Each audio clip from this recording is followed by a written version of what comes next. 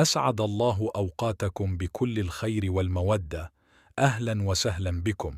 قصتنا لهذا اليوم بعنوان اليتيمة والأمير المشلول. يحكى أن ملكا كان يحكم بكل عدل وإنصاف، وكان لديه ابن وحيد. وعندما شعر الملك بأن موعد رحيله من الدنيا قد حان، طلب من الوزير أن يجمعه مع ابنه الأمير. نفذ الوزير ما أمره به الملك، وجاء ومعه الأمير. فقال الملك: إني على موعد أن أترك هذه الحياة، وإني أخشى عليك أن تهزم أمام سلطتك، فلذلك سوف أعطيك ورقة. لقد أعطاني جدك هذه الورقة قبل أن أتولى السلطة، واليوم أنا أعطيها لك لتعمل بها كما كنت أعمل بها. فقبل أن تأخذ أي قرار، اذهب وافتح الورقة وستجد الحل المناسب. وبعد انتهاء الملك من الوصية فارقت روحه الحياة. قام الأمير بمراسم العزاء كما يجب، وبعدها أصبح هو الملك وأخذ الكرسي عن والده. لم يهتم الأمير لأمر الورقة التي أخبره عنها والده. استمر في حكم البلاد بشكل طبيعي وعادي، حتى جاء اليوم الذي أصرت عليه أمه أن يتزوج بابنة خالته. وعندما أخبرها بأنه موافق، ذهبت أمه وطلبت من أختها أن تحضر في المساء مع ابنتها لكي يتعرف عليها. وفي المساء جاءت الأم مع ابنتها، وبعد استقبالهم أخبرت ابنها الأمير أن يخرج ليراها ويجلس معها. حضر الأمير وقابل عروسته المستقبلية، ومن ثم ذهب دون أن يتحدث إليها. وبعد أن غادر الجميع وانتهت الضيافة، قالت له أمه: ما رأيك بها؟ أجاب الأمير: لا أدري يا أمي، أشعر أنها ليست الزوجة المناسبة. قالت: إنها ابنة خالتك، وهي جميلة وسوف تكون مناسبة لك. قال لها: دعيني أفكر، ومن ثم أعطيك القرار. خرجت الأم، وأصبح الأمير في حيرة: هل ستكون الزوجة المناسبة أم لا؟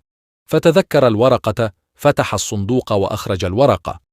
وجد في الورقة 3 نصائح. الأولى: لا تأخذ القرار من قلبك عندما تكون حزين أو سعيد، خذ القرار من عقلك، وقبل أن تقرر فكر جيدا. الثانية: اعرف جيدا عمق البحر قبل أن تدخل إليه حتى لا تغرق دون أن تشعر.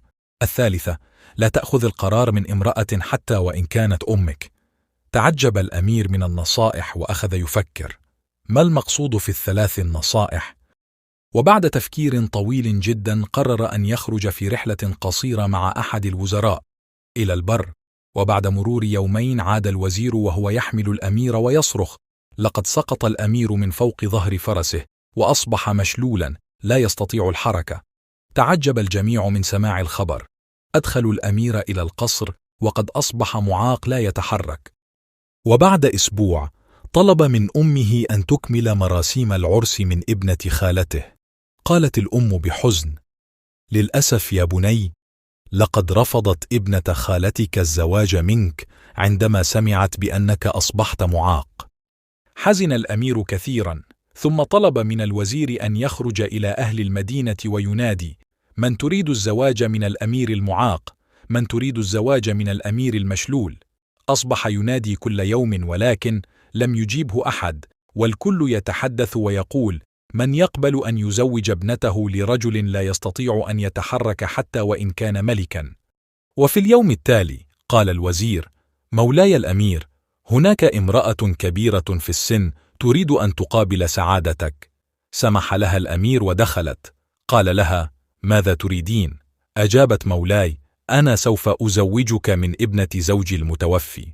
لقد تعبت وأنا أحمل همها، أريد أن أتخلص منها إذا كنت موافق. قال لها الأمير: هل أنت متأكدة مما تقولين؟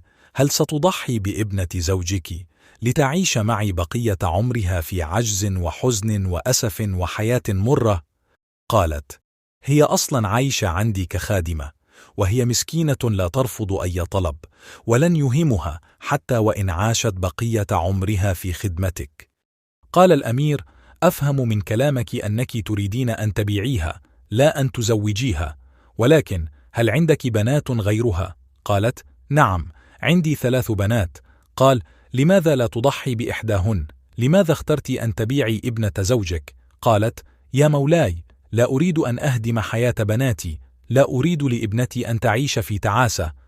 قال لها الأمير: يا لك من شريرة، بكل سهولة تتخلي عن سعادة ابنة زوجك اليتيمة، ولم تتخلي على واحدة من بناتك. يمكنك الآن أن تنصرفي.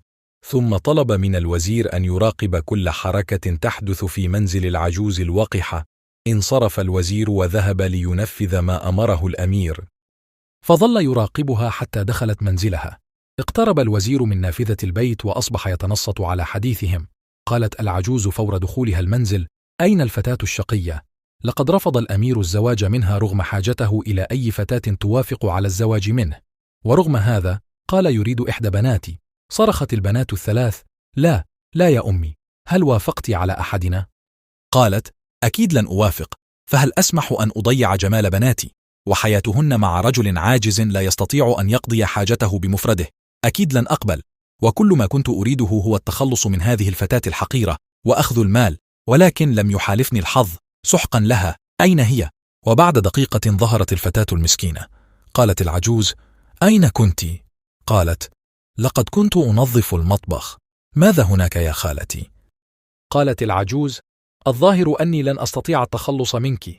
لم يوافق الأمير المشلول على الزواج بك. لقد طفح الكيل. لقد سئمت من وجودك معنا. سوف أتخلص منك. عليك أن تتركي المنزل إلى الأبد.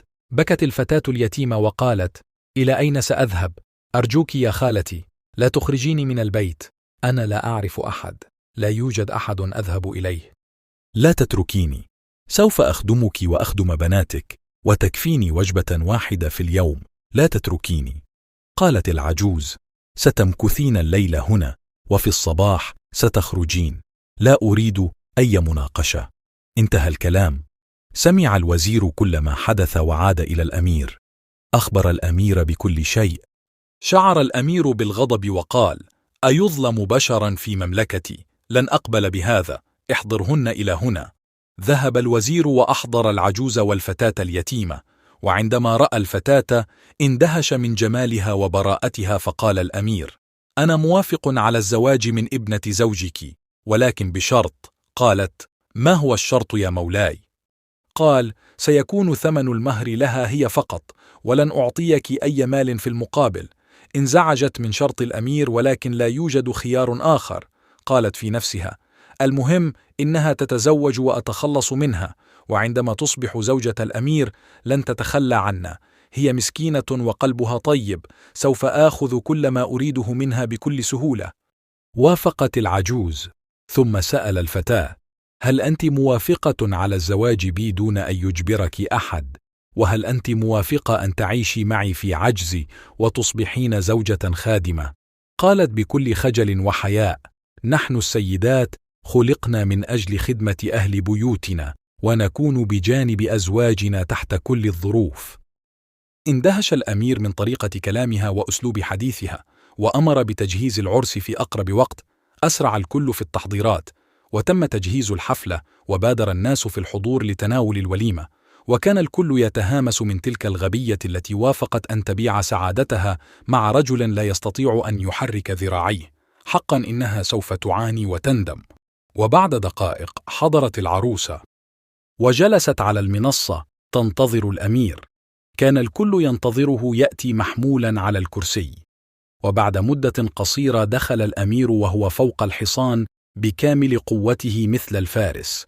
كان كل الحضور في صدمة وحيرة. نزل من فوق الحصان وجلس بجانب زوجته وقال: هل كنتم تفكرون أنني معاق وأصبحت مشلولا ولا أستطيع الحركة؟ لقد كانت خطة من أجل أن أجد الفتاة المناسبة، ولقد وجدتها.